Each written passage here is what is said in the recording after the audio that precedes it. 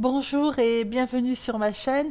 Merci de vous abonner, de liker, de commenter et de partager. Aujourd'hui, on va voir comment on place les ombres dans ce paysage urbain tout en bleu.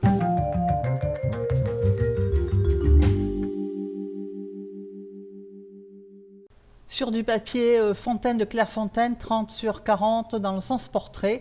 J'ai fait l'esquisse, j'ai protégé avec du liquide de masquage, essentiellement là où il y avait le feuillage des plantes. Et ensuite, j'ai fait le ciel avec du bleu de cobalt très pâle. Et là, en fait, j'ai utilisé essentiellement que du bleu de cobalt. J'ai pris un autre bleu qui est du bleu de phthalo ou le bleu Windsor Green Shade, enfin c'est en nuance verte, essentiellement pour la porte. Alors là, en fait, l'objectif, c'est d'arriver à donner plusieurs nuances à l'ombre en utilisant comme couleur de base le cobalt. Alors en haut dans le ciel, c'est que du cobalt mais mélangé avec de l'eau, avec un petit peu de blanc. À droite, c'est du cobalt moyennement dilué. Et là, c'est du cobalt dilué quand même, hein, puisque si vous regardez, c'est relativement liquide, mélangé à un petit peu de rose permanent, puisque le rose permanent, le bleu de cobalt et le jaune ocre sont les couleurs de base de l'aquarelle. Voilà.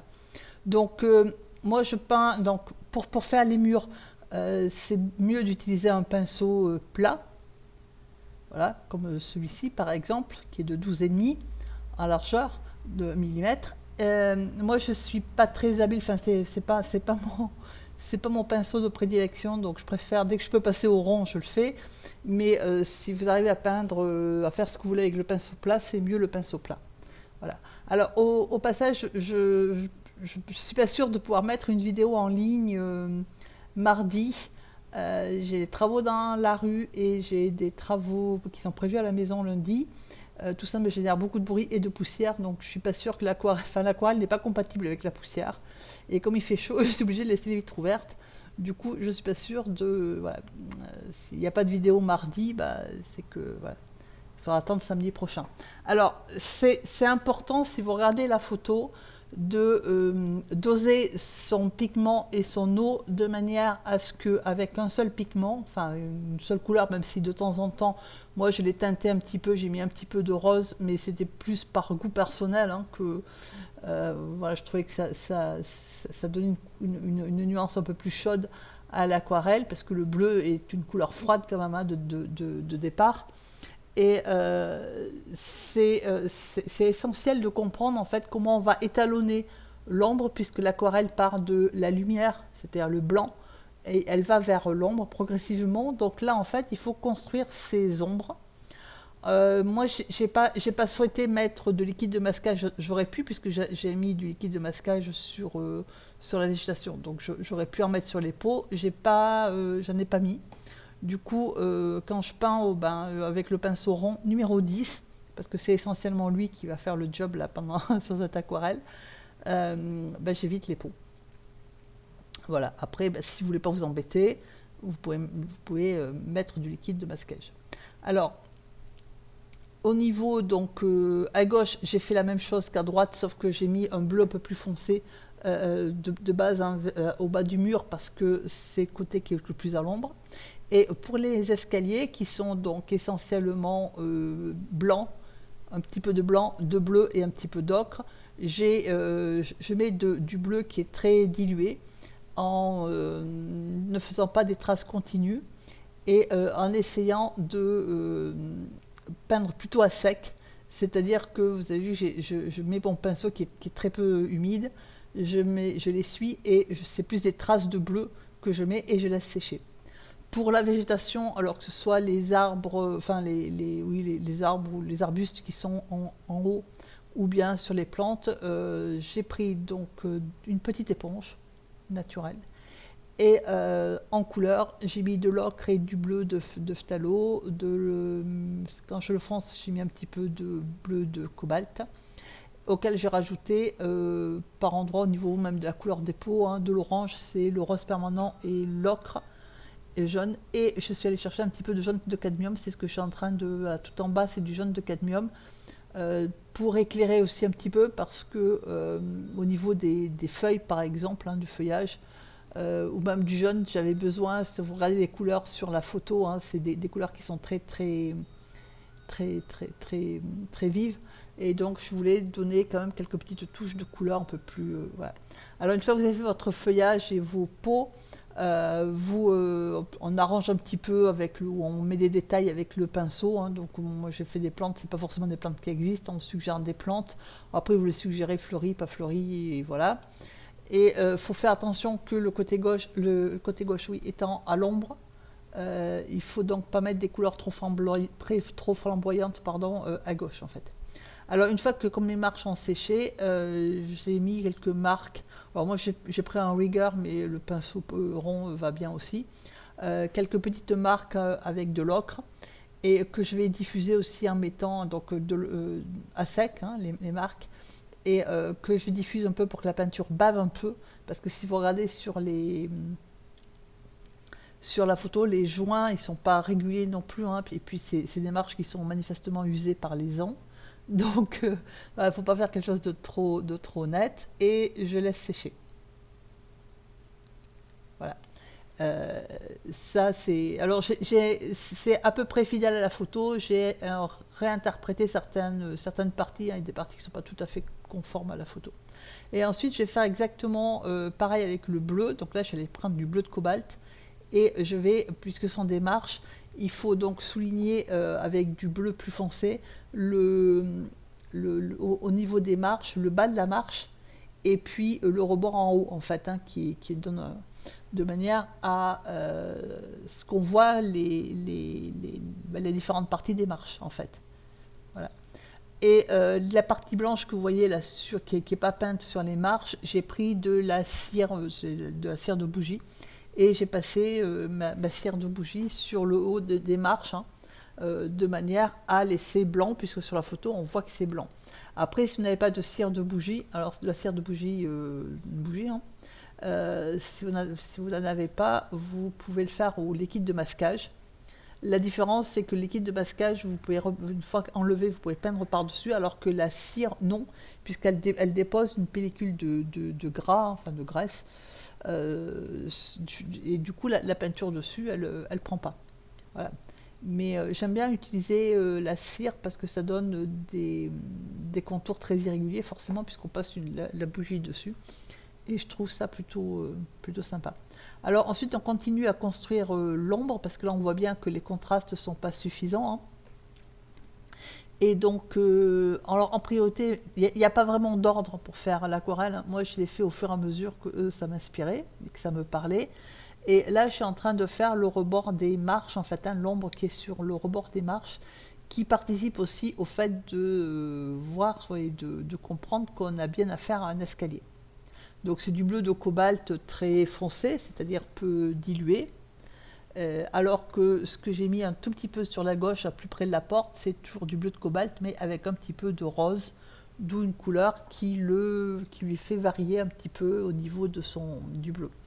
Voilà, cette aquarelle, elle n'est pas très difficile à faire.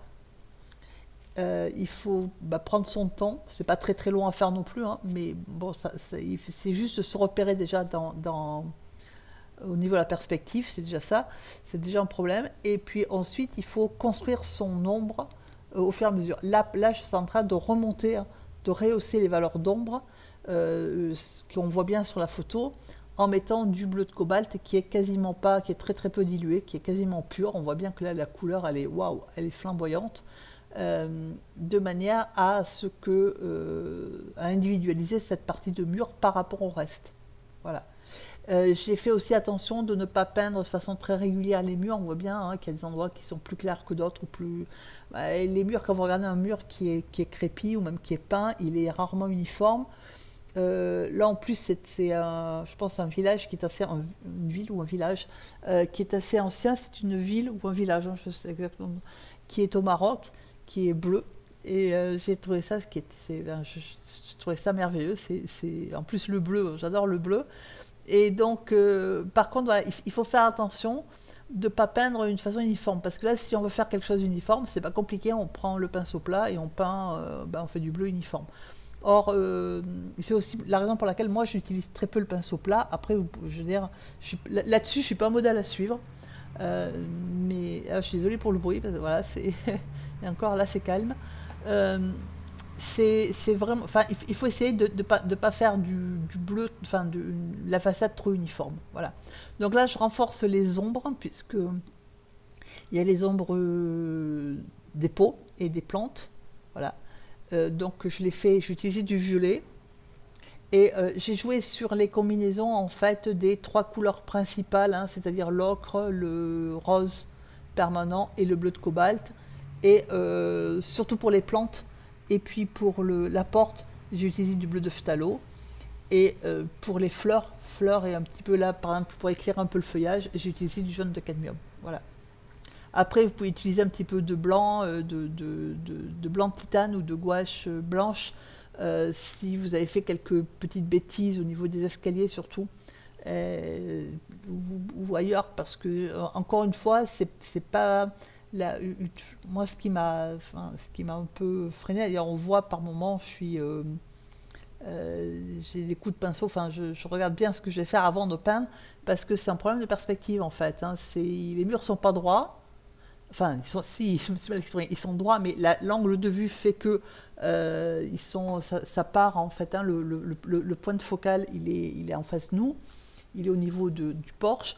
Et au niveau du porche, alors là, par contre, oui, les murs sont en biseau ou en biais. Et ça, je pense que c'est une question de contrepoids hein, pour tenir le mur. Et du coup, avec les jeux de lumière, c'est pas évident de s'y retrouver. Une fois qu'on a mis en couleur, oui. C'est pour ça que moi, j'ai commencé par mettre d'abord tout en couleur, même si c'était pas les bonnes valeurs, hein, si c'était trop clair.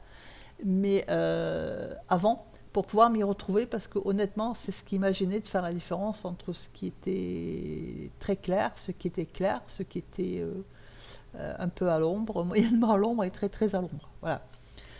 Donc ensuite au niveau donc, de l'accroche des pots, j'ai pris c'est le bleu, le rose et le jaune ensemble.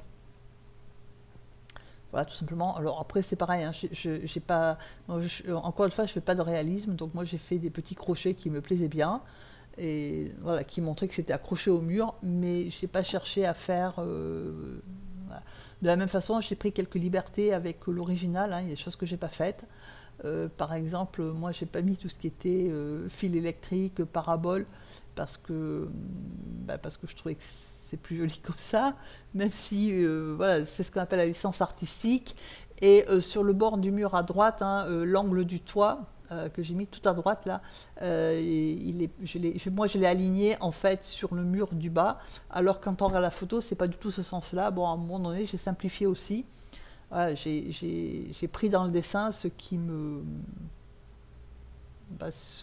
parlait et puis ce que je trouvais aussi esthétique et voilà. Donc c'est vraiment, encore une fois, c'est pas très compliqué à faire. Après, je vous conseille de le faire à une taille assez grande, hein, de ne pas le prendre sur une feuille trop petite parce que plus c'est petit, plus ça va être compliqué à gérer au niveau des... Voilà, il ne faut pas le faire trop grand non plus, mais il ne faut pas le faire trop petit. Ça, c'est le premier point. Et le deuxième, c'est vraiment un exercice au niveau de l'ombre, parce que là, par exemple, je suis en train de refoncer, là, un petit peu légèrement, et il faut foncer assez pour faire la différence avec le mur d'à côté, hein, qui au départ ne se voyait pas avant que je fonce, mais moins que ce qui est dessous, que ce qui est sur la partie basse du mur. Donc c'est vraiment un excellent exercice là-dessus. Au niveau des ombres, hein, c'est travailler en fait le gradient des ombres avec une seule couleur en mettant plus ou moins d'eau parce que le rose il participe pas à l'ombre, c'est juste pour donner voilà pour habiller le bleu en fait. Voilà, donc j'espère que ça va vous aider, vous permettre de faire de super aquarelles. Je vous souhaite une excellente journée. À très bientôt.